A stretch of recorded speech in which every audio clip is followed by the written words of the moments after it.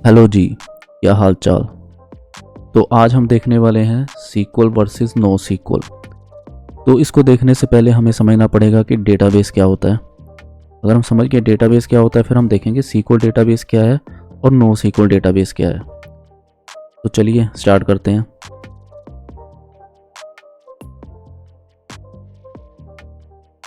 सबसे पहले हम डेटाबेस क्या होता है देखते हैं। इसके ऊपर वैसे मैंने एक और वीडियो डिटेल में बनाई हुई है, लेकिन सिंपल भाषा में अगर समझना हो, देखो डेटा को हम बहुत जगह स्टोर कर सकते हैं। डेटा काफ़ी फॉर्म्स में एग्जिस्ट करता है जैसे, लेकिन अगर हम रॉ डेटा की बात करें, सपोज जैसे कुछ पीडीएफ फाइल्स हैं, कुछ ऐसा है, कुछ वो ना, एक डेटा तो है लेकिन इतना काम का नहीं है।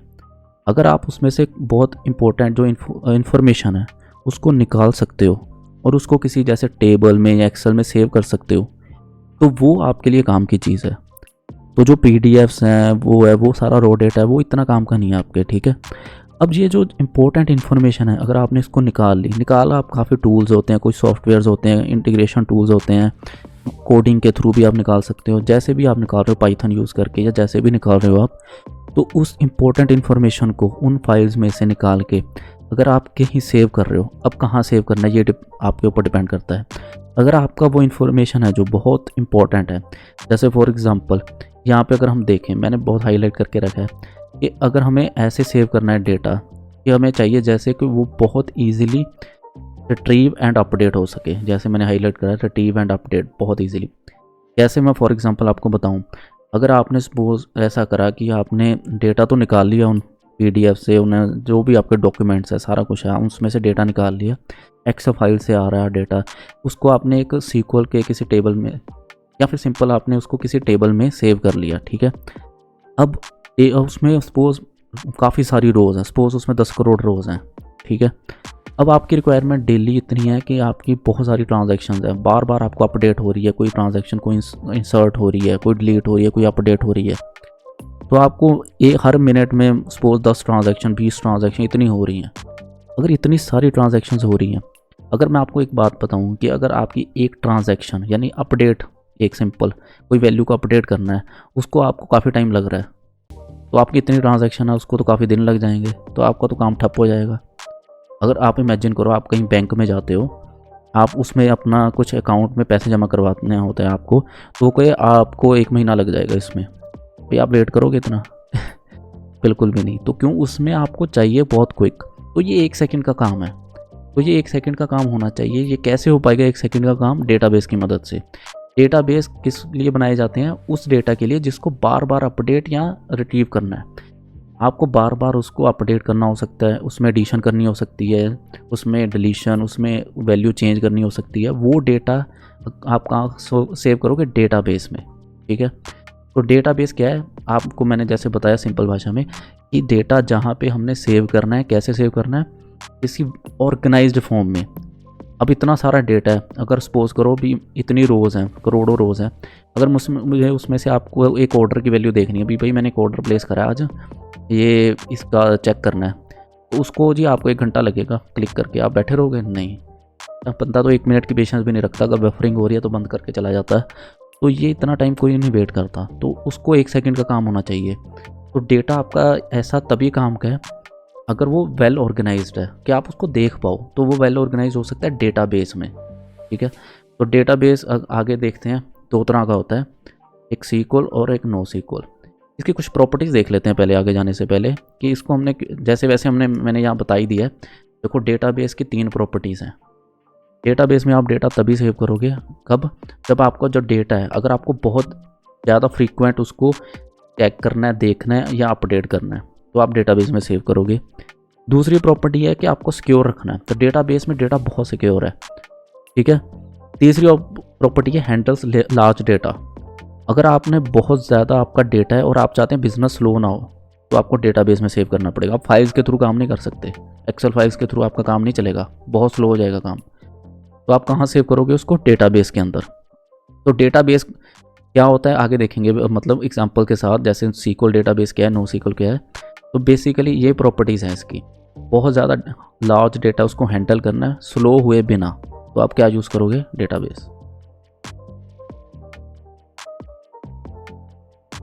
तो इसको सिंपल पहले हम ऐसा करते हैं कि इसको एक एग्जांपल से शुरू करते हैं। जैसे मैंने अभी आपको बताया कि एक टेबल्स की मैंने एग्जांपल दी। अगर आपका डेटा है, आपने एक्सेल फाइल देखी होगी, आपने अगर सीक्वल पे काम करा तो आपको आइडिया है ही है।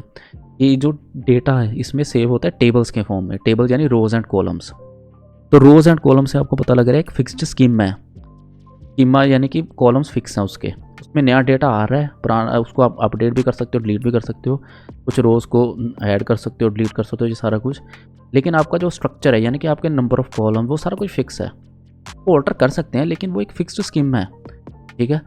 तो जब ये स्कीमा फिक्स जो होती है, ठीक है, उसको हम और उसको चेक करने के लिए क्या यूज़ करते हैं इसमें, सीक्वल क्वेरी। देखो अगर आप डेटा में कहीं काम करना चाह रहे हो या डेटा कहीं भी, तो सबसे बेसिक आपको पता ही है कौन सी लैंग्वेज है जो आपको आनी ही चाहिए, वो है सीक्वल। सीक्वल के बिना आप कहीं भी डेटा या कहीं भी आप काम नहीं कर पाओगे। तो मैं ये सपोज कर रहा हूँ कि इसका आपको आइडिया है पहले से ही। तो जो सीक्वल लैंग्वेज है, जिसको आप सीक्वल लैंग्वेज की मदद से, जो सीक्वल क्वेरी लैंग्वेज की मदद से आप जिसको देख सकते हो, जिसको आप क्या कहते हैं, उसको आप अपडेट कर सकते हो, रिट्रीव कर सकते हो, स्टोर कर सकते हो सीक्वल क्वेरी की मदद से, उसको हम सीक्वल डेटाबेस कहते हैं। और जिसकी फिक्स्ड स्कीम है रोज एंड कॉलम्स ऐसे करके, ठीक है। तो इसकी कुछ एग्जांपल्स दी हुई है मैंने नीचे, इसको आप खुद देख सकते हो। जैसे माई सीक्वल है, यूट्यूब यूज़ करती है, फेसबुक यूज़ करती है इसको स्ट्रक्चर डेटा के लिए। ये सारे स्ट्रक्चर डेटा के लिए यूज़ करती है। स्ट्रक्चर्ड मतलब जैसे फिक्स्ड, मैंने अभी बताया टेबल फिक्स्ड स्कीम है जिसमें स्ट्रक्चर डेटा वो होता है। अनस्ट्रक्चर्ड जैसे मैंने पहले बताया था PDF होगी, वो सारा कुछ अनस्ट्रक्चर्ड होता है। तो कुछ सेमी भी होता है जेसन, वो हम आगे देखेंगे।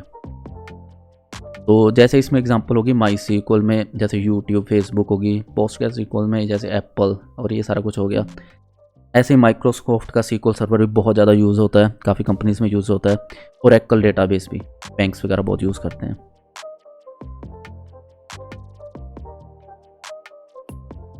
इसकी कुछ प्रॉपर्टीज़ जो बहुत इंपॉर्टेंट है। देखो अगर आप कहीं भी सीक्वल रिलेटेड इंटरव्यू में जा रहे हो तो ये प्रॉपर्टीज़ आपको पता होनी चाहिए और एक्सप्लेन करनी आनी चाहिए। देखो स्ट्रक्चर तो मैंने आपको पहले ही बता दिया कि क्या होता है, जिसमें फिक्स्ड स्कीमा है यानी फिक्स्ड प्री डिफाइंड कॉलम्स हैं, ठीक है। जैसे आपकी एक्सेल्स होगी, तो आपको अगर पूछा जाए कि क्या कौन सी चीज़ है जो स्ट्रक्चर डेटा नहीं है, तो PDFs आप बता सकते हो, जेसन भी बता सकते हो, सेमी है। और क्या है स्ट्रक्चर्ड, जो टेबल्स हैं हमारे, वो स्ट्रक्चर डेटाबेस है। एक्सेल भी स्ट्रक्चर्ड में आ जाती है थोड़ी, ठीक है। और जिसको आप किस लैंग्वेज की मदद से देखते हो, सीक्वल क्वेरी लैंग्वेज की मदद से। सेकंड प्रॉपर्टी ये है, ठीक है।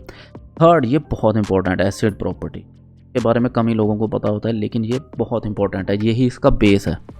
देखो ये जो सीक्वल डेटाबेस है ना, ये कहाँ कौन यूज़ करता है ज़्यादातर, जहाँ पे आपके बहुत ज़्यादा ट्रांजैक्शंस हो रही हैं, बहुत इंपॉर्टेंट डेटा है। जैसे बैंक, आपको जैसे फॉर एग्जांपल आप बैंक में कुछ आपका कोई अकाउंट है, उसमें पैसे आए, किसी ने आपको पैसे ट्रांसफ़र करे, तो उसके खाते से क्या हुए, पैसे डेबिट हुए, आपके खाते में क्रेडिट हुए, यानी कि उसके खाते से माइनस हुए, आपके प्लस हुए। तो इसमें कुछ प्रॉपर्टीज़ का ध्यान रखना पड़ता है, क्योंकि ऐसे नहीं हो सकता कि इसमें अगर ट्रांजैक्शन जो है कुछ मिस में ख़राब हो गई, यानी कि उसके से माइनस हो गया, आपके प्लस में नहीं हुए, तो चल जाएगा, ऐसा नहीं होगा। तो बैंक को ये नहीं कह सकते कि बैंक भी डेली की बहुत सारी ट्रांजैक्शंस है, हज़ारों ट्रांजैक्शंस है, एक आधी ख़राब हो गई आपकी तो कोई इशू नहीं है, अभी आपका 10 लाख रुपया आया नहीं, आप कह रहे हो चल जाता है इतना, फिर क्या हो गया, ऐसा नहीं होता भाई। ये बहुत इंपॉर्टेंट है, एक भी ट्रांजैक्शन ख़राब नहीं होनी चाहिए, तब हम सीक्वल डेटाबेस यूज़ करते हैं। और इसकी जो ये प्रॉपर्टीज़ चारों का ध्यान रखना पड़ता है, जैसे कि accuracy, consistency, isolation, durability, acid properties जिसे कहते हैं। देखो इसका एक एक करके मैं बता ही देता हूँ। एक्यूरेसी मतलब क्या है, देखो इसमें थोड़ा गलत लिख दिया मैंने, एक्यूरेसी नहीं है, ये होती है एटॉमिसिटी, ठीक है। तो A4 होता है एटॉमिसिटी, ये थोड़ा गलत लिख दिया मैंने। एटॉमिसिटी का क्या मतलब है, देखो एटॉमिसिटी का मतलब होता है जो आपकी कंप्लीट ट्रांजैक्शन है। जैसे कि सपोज एक बंदा है, दो अकाउंट्स हैं, एक है A अकाउंट, एक है B अकाउंट। A ने ट्रांसफ़र करे पैसे B को, ठीक है। तो पहली ट्रांजैक्शन होगी A से माइनस होंगे पैसे, दूसरी ट्रांजैक्शन होगी B में प्लस होंगे, ठीक है। तो ये दोनों को एक ही ट्रांजैक्शन माना जाएगा। मतलब अगर A से माइनस हो गए, B में जाते जाते सर्वर डाउन हो गया, तो क्या होना चाहिए, तो सिंपली ये कंप्लीट ट्रांजैक्शन रोल बैक होनी चाहिए, यानी A में जो माइनस हुए थे वापस आ जाएं, प्लस हो जाएं, ठीक है। तो ये इसको हम ये भी कह सकते हैं कि ये तब तक सेव ना हो कंप्लीट ट्रांजैक्शन जब A में से जो माइनस हुए हैं B में प्लस ना हो जाएं। तो A और B की जो ट्रांजैक्शन है कंप्लीट, इसको 1 कहते हैं, यानी कि इन दोनों को अगर होंगी तो साथ में होंगी, एक नहीं होगी। ठीक है, ऐसे ये तो मैंने एक एग्जांपल दिया, दो इसमें 10 ट्रांजैक्शन भी हो सकती हैं, 20 भी हो सकती हैं, उन सबको मिला के एक ही माना जाता है। या तो सारी होंगी या कोई भी नहीं होगी, यानी कि या तो जिस एक में से माइनस हो रहे हैं दूसरे में प्लस भी होंगे, या फिर कुछ भी नहीं होगा। ठीक है, इसको कहते हैं एटॉमिसिटी। दूसरी होती है कंसिस्टेंसी। कंसिस्टेंसी का मतलब क्या है? कंसिस्टेंसी देखिए, जैसे थोड़ी और एक एग्जांपल लेते हैं जो आगे जाके हम देखेंगे सीक्वल के डेटाबेस। जैसे दो टेबल्स हैं, कस्टमर्स और ऑर्डर्स। ठीक है, तो एक नया कस्टमर आ गया, पहले नहीं था, तो उसने ऑर्डर प्लेस करा, तो ऑर्डर टेबल में उस कस्टमर का आईडी दिख रहा है, कस्टमर टेबल में वो प्रेजेंट ही नहीं है, तो वो सारा फेल हो जाएगा। कंसिस्टेंसी मतलब सारे टेबल्स कंसिस्टेंस से चले। ठीक है, एक में अपडेट हो रहा है, दूसरे में भी अपडेट हो, ये थोड़ा होता है, तो डिटेल में आगे देखेंगे। आइसोलेशन, आइसोलेशन बहुत इंपॉर्टेंट है। देखो आइसोलेशन का क्या मतलब है? आपके अकाउंट में सपोज 10 ट्रांजैक्शंस हो रही है, एक आपने करी, एक किसी दोस्त ने कर दी, एक कहीं और से आपके सैलरी आ गई, तो काफ़ी सारी ट्रांजैक्शंस हो रही हैं, तो एक ट्रांजैक्शन दूसरी को अफेक्ट ना कर पाए। ठीक है, एक हो रही है, जब एक कंप्लीट हो फिर दूसरी हो फिर तीसरी हो। ऐसा नहीं है कि मैं आप बैंक ये नहीं कह सकता कि पैरेलली आपकी 2-3 ट्रांजैक्शंस हो रही थी, उसके कारण फेल हो गया सारा कुछ, आपके अकाउंट में अब पैसे नहीं आएंगे, ऐसा नहीं होता। ठीक है, यहाँ से आप किसी को ट्रांसफ़र कर रहे थे, कोई आपको कर रहा है, तो उससे कोई इफेक्ट नहीं होना चाहिए। चाहे एक बंदा कर 2 ट्रांजैक्शंस हो रही हैं पैरेलल, या 10 हो रही हैं, चाहे 100 हो रही हैं, ये कोई रीज़न नहीं होना चाहिए कि इतनी ट्रांजैक्शंस हो रही थी तो गड़बड़ हो गया, तो डेटा ख़राब हो गया, तो आपका गलत हो गया, जो आपके अकाउंट में 1 लाख दिखना चाहिए था 50,000 दिख रहा है, ये इस कारण हो गया, ऐसे नहीं है। तो ये जब तक पहली ट्रांजैक्शन नहीं कंप्लीट होती दूसरी रुक जाए, दूसरी इफेक्ट ना करे पहली को, सिंपल सी बात है आइसोलेशन। ड्यूरेबिलिटी मतलब ये है कि आपके अकाउंट में अभी पैसे आए 1 लाख हो गए सपोज, तो ये कल भी 1 लाख रहे हैं, अभी ऐसे नहीं है कि कुछ सिस्टम हिल गया तो आपका बैलेंस 0 शो हो रहा है। ड्यूरेबिलिटी है ऐसे मेंटेन रहे वो, या फिर सर्वर ही उड़ गया, क्रैश हो गया, जिसमें सारा वो था हिसाब किताब था, तो वो सर्वर ही उड़ गया, तो वो कहीं भी हमने तो बैकअप ही नहीं रखा था, सर्वर उड़ गया, तो अब हमें पता ही नहीं आपके अकाउंट में पैसे कितने बैंक गए भी हमें तो पता ही नहीं, इसलिए 0, ऐसा नहीं चलता। ड्यूरेबिलिटी मतलब कि वो जो था वो रहे, आज भी कल भी परसों भी। ठीक है, चौथी प्रॉपर्टी होती है रिलेशनल मॉडल। रिलेशनल मॉडल मतलब क्या है, ये ना मैं एग्जांपल से बताऊंगा आपको नेक्स्ट। ठीक है, रिलेशनल मॉडल होता है कि इसमें ना सीक्वल डेटाबेसेस में एक टेबल, बड़ा टेबल है ना, उसको छोटे छोटे टेबल्स में डिवाइड करा जाता है, और उन टेबल्स में कीज़ रखी जाती है जिसके मदद से उनको ज्वाइन करा जाता है। ठीक है, इसके मदद से ये सारी ऊपरली प्रॉपर्टीज़ हो पाती हैं। अगर उनको ना तोड़ा जाए तो ये ऊपरली प्रॉपर्टीज़ हम नहीं कर पाएंगे, ये एक्यूरेसी, कंसिस्टेंसी, ये नहीं हो पाएगा फिर। ठीक है, और लास्ट वाली आ जाती है स्ट्रक्चर डेटा, वो हम देख ही चुके हैं। नेक्स्ट देखते हैं।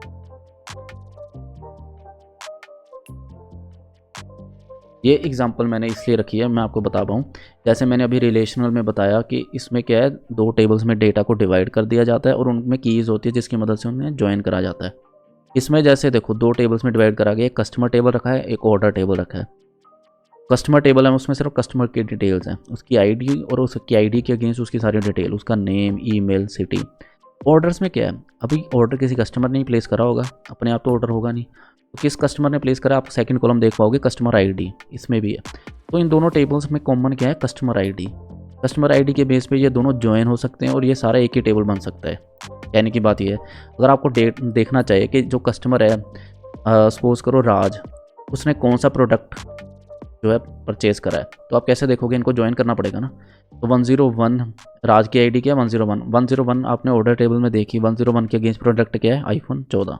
ठीक है, तो ये कैसे हो पाएगा, इन दोनों को ज्वाइन करके। ये तो मैंने बोल के बताया। सीक्वल क्वेरी की मदद से आप क्या करोगे इजीली, ये तो 1-2 रोज़ हैं, आपकी लाखों रोज़ हों, उसमें से कुछ आपने चेक करना, तो ईजिली आप ज्वाइन करके कर सकते हो, 1 सेकंड का काम है। तो इसमें जो जॉइंस होते हैं सीक्वल की क्वेरी, अगर आपने सीक्वल की आइडिया तो आपको पता ही होगा, जॉइंस की मदद से आप उसको देख पाओगे।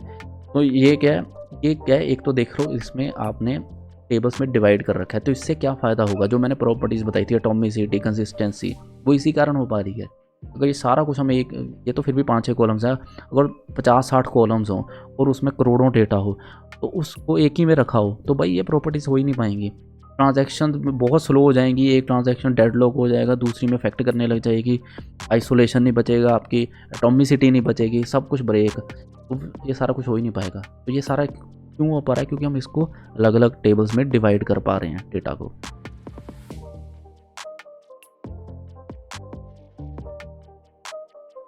अब नेक्स्ट चीज़ आ जाती है जो है हमारा नो सीक्वल डेटाबेस। तो जैसे नाम से ही पता लग रहा है, नो सीक्वल मतलब नॉट ओनली सीक्वल। इसका मतलब ये है कि देखो, SQL में डेटा स्टोर हो रहा था टेबल्स की फॉर्म में, ठीक है। इसमें डेटा टेबल्स में स्टोर नहीं होता क्योंकि डेटा इसमें उसमें स्कीमा फिक्स नहीं है, यानी नंबर ऑफ कॉलम्स फिक्स नहीं है। कॉलम जैसे कस्टमर है, कस्टमर आईडी, कस्टमर नेम, उसका एड्रेस, उसका ईमेल, तो ये फिक्स कॉलम है। अगर उसमें फिक्स ना हो तो हमें किस में सेव करना पड़ेगा, NoSQL में। तो इसमें जैसे ज़्यादातर एग्जांपल आ जाती है, जेसन डेटा हो जाता है, ठीक है। उसमें जैसे आपका था ना टेबल्स की फॉर्म में, इसमें फॉर्म हो जाता है जैसे जेसन डेटा हो गया। जेसन पे मैं एक अलग से वीडियो ले आऊँगा कंप्लीट डिटेल में, अभी आप इतना देख लो। मैं थोड़ा सिंपल भाषा में ऐसे बता देता हूँ आपको कि जेसन जैसे डेटा है, इसमें कोई फिक्स स्कीमा नहीं है, ठीक है। और इसमें जैसे हाईलाइट करा मैंने रैपिडली चेंजिंग डेटा। देखो एग्जांपल से मैं बताता हूँ, उसमें मैंने बैंकिंग की एग्जांपल दी थी SQL में, जिसमें डेटा बहुत इंपॉर्टेंट है, उसमें एक एक ट्रांजैक्शन इंपॉर्टेंट है, एक भी ट्रांजैक्शन गड़बड़ नहीं होनी चाहिए। उसके अलावा कुछ डेटा ऐसा भी होता है जिसमें गड़बड़ हो कोई प्रॉब्लम ही नहीं है। जैसे फॉर एग्जांपल मैं बताऊं, जैसे आपकी इंस्टाग्राम, फेसबुक, आपकी जो सोशल मीडिया ऐप्स है, उसमें से बहुत डेटा आ रहा है हर सेकंड। कोई पोस्ट डाल रहा है, कोई पोस्ट में चेंज कर रहा है, कोई क्या कर रहा है, तो वो भी एक एग्जांपल हो गई, ठीक है।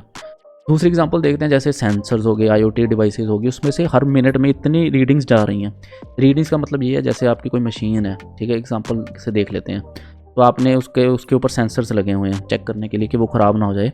वो सेंसर प्रेशर, टेम्परेचर मेजर करके आपको रीडिंग भेज रही है, आपका सर्वर आपके कंप्यूटर में रीडिंग आ रही है, और कंप्यूटर में हर मिनट उसकी रीडिंग आ रही है सपोज। तो हर मिनट, एक छोटी सी एग्जांपल दी है मैंने, तो वो जो सेंसर्स हैं आपको हर मिनट इतनी इतनी रीडिंग्स भेज रहे हैं, यानी कि सपोज करो 1 घंटे में सपोज उसने हज़ारों रीडिंग्स भेज दिया आपको। तो आपने कुछ नहीं करना, इतनी हज़ारों रीडिंग्स नहीं चाहिए आपको, आपने उसका एवरेज देखना है, एवरेज टेम्परेचर सही है, एवरेज प्रेशर सही है, ओके है। तो आपको इससे कोई फ़र्क नहीं पड़ेगा, हज़ारों रीडिंग चाहिए, उसमें से 10 रीडिंग नहीं भी आई, 10 डुप्लीकेट आ गई, 10 गलत आ गई, उससे इतना कुछ फ़र्क नहीं पड़ने वाला, क्योंकि ये एवरेज दिखाना है आपने भी। प्रेशर एवरेज ओके है, टेम्परेचर एवरेज ओके है, तो आपको इससे कोई फ़र्क नहीं पड़ रहा। जिसमें हज़ारों ही रीडिंग्स आ रही है, इतना ज़्यादा डेटा आ रहा है, उससे आपको कोई फ़र्क नहीं पड़ रहा है 1-2 रीडिंग मिस हो जाए। लेकिन बैंक में नहीं है, बैंक में एक भी मिस हो गई तो आपको गड़बड़ हो जाएगा, बहुत ख़राब हो जाएगा काम, इसमें कोई फ़र्क नहीं पड़ेगा। तो इसमें अब हर सेंसर, अगर आप सोचो इतनी रीडिंग्स भेज रहा है, इतना डेटा आ रहा है, तो आप इसको SQL में नहीं सेव कर पाओगे, इतना ज़्यादा वो हैंडल नहीं कर पाएगा SQL। आपकी इंसर्शन, अपडेशन, जो ट्रांजैक्शंस हो रही हैं आपकी, इतना ज़्यादा डेटा आ रहा है, तो वो हैंडल ही नहीं करेगा, वो स्लो हो जाएगा, ये बहुत ज़्यादा डेटा है पहली बात, इसलिए हम उसको वहाँ सेव कर ही नहीं सकते पहली बात। तो इसको हमें NoSQL में करना पड़ेगा, और दूसरी बात, उसको करने की ज़रूरत भी नहीं है, इतना इंपॉर्टेंट नहीं है ये डेटा। इसको NoSQL में करते हैं, जहाँ पे इतनी रीडिंग्स आए तो JSON डॉक्यूमेंट्स आई जा रहे हैं, आने दो, कोई प्रॉब्लम नहीं है, तो ये कभी स्लो नहीं होता। तो ये आपका बहुत रैपिडली चेंजिंग डेटा, बहुत लार्ज डेटा, और जो अनस्ट्रक्चर्ड डेटा है उसको सेव करने के लिए है, जो इतना इंपॉर्टेंट नहीं है, जिसकी स्कीमा फ्लेक्सिबल है। ये सारे पॉइंट्स आप बता सकते हो। नीचे मैंने इसकी कुछ एग्जांपल दिया जो सबसे इंपॉर्टेंट है, जैसे MongoDB बहुत इंपॉर्टेंट है, कैसेंड्रा भी बहुत इंपॉर्टेंट है। ये जो MongoDB है खास करके, ये तो सारी सोशल मीडिया ऐप्स इसको यूज़ करती है NoSQL के लिए। तो ये एग्जांपल आप दे सकते हो, बाकी इतनी इंपॉर्टेंट नहीं है। ये मैंने एक एग्जांपल रखी हुई है, देखो इसमें मैंने एक JSON डॉक्यूमेंट की स्क्रीनशॉट डाला हुआ है, ऐसा आपका होता है कि आप देख पाएँ, ऐसे इसकी अलग से मैं वीडियो डालूंगा JSON। तो इसमें जैसे उसमें टेबल्स में क्या होता था, जैसे ये यूज़र ID, नेम, पोस्ट, ये क्या है, उसमें कॉलम्स के फॉर्म में जाते थे, और नीचे डेटा आता था रोज़ में, ठीक है। इसमें क्या है, ये ऐसे इस फॉर्म में सेव होता है, जैसे इसको कहते हैं की वैल्यू। यूज़र ID की उसकी वैल्यू है 5678, यूज़र ID नेम उसकी वैल्यू है प्रिया शर्मा, ठीक है।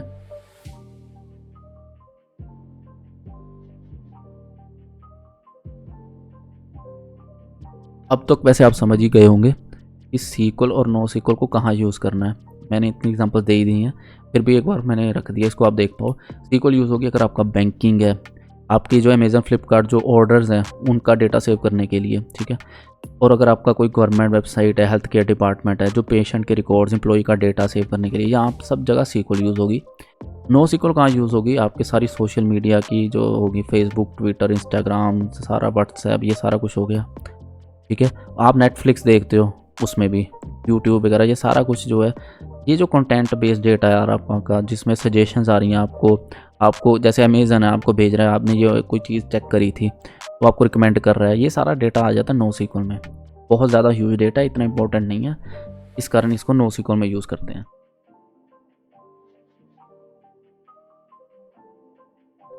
अब हाइब्रिड की एग्जांपल देख लेते हैं। हाइब्रिड यानी दोनों को यूज़ करती है। देखो ये जो अमेज़न है, ये SQL भी यूज़ करेगी, NoSQL भी। अब आप बता सकते हो सीक्वल कहाँ करेगी। देखो ऑर्डर्स क्या इंपॉर्टेंट है ना, एक एक ऑर्डर इंपॉर्टेंट है, इसको सीक्वल में यूज़ करेगी।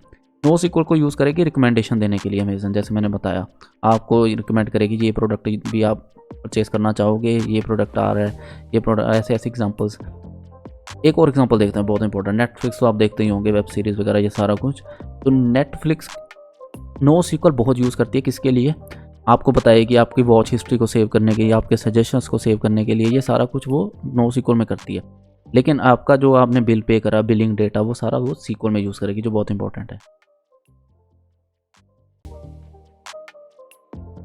तो अब वीडियो का एंड का टाइम आ गया है। अगर आप यहाँ तक आए हो, यानी कि आपको वीडियो अगर अच्छी लगी है, इसमें आपको कुछ इन्फॉर्मेशन यूज़फुल लगी है, तो एक रिक्वेस्ट है आपको, क्योंकि मैं अभी नया हूँ इस चैनल पे, मतलब मैंने नया चैनल, फर्स्ट चैनल क्रिएट करा है, तो अगर आप इसको लाइक, शेयर, कमेंट करें तो ये छोटी सी हेल्प से मुझे बहुत बड़ी हेल्प मिल सकती है। और मैं अभी कोशिश कर रहा हूँ इसको इम्प्रूव करने के लिए और अपना करियर कंप्लीट शिफ्ट करने के लिए, फ्रॉम जॉब टू यूट्यूब। अगर ये चल जाता है तो मैं अपना करियर कम्प्लीटली यहाँ शिफ्ट कर पाऊँगा। और अगर आप कुछ देखना चाहते हैं ऐसी वीडियो टेक्नोलॉजी रिलेटेड जैसे मैंने ये बना रहा हूँ, अगर आप मुझे कमेंट्स में बता सकते हो तो मैं उसके ऊपर भी रिसर्च करके बना सकता हूँ वीडियो। प्रेजेंटली मैं ये सोच रहा हूँ आगे जाने के लिए भी कुछ मैं एआई के ऊपर भी वीडियोस लेके आने वाला हूँ जल्दी, जो मेरा फ्यूचर का एम है। तो मैंने अभी सिंपल बेसिक चीज़ों से स्टार्ट करा है कि सबको बेसिक एक बार मैं बता पाऊँ, उसके बाद मैं एआई के ऊपर भी आने वाला हूँ जल्दी। तो अगर आपको ये अच्छी लग रही है वीडियो तो इतनी हेल्प कर दो, बहुत बड़ी हेल्प हो जाएगी। Thank you so much.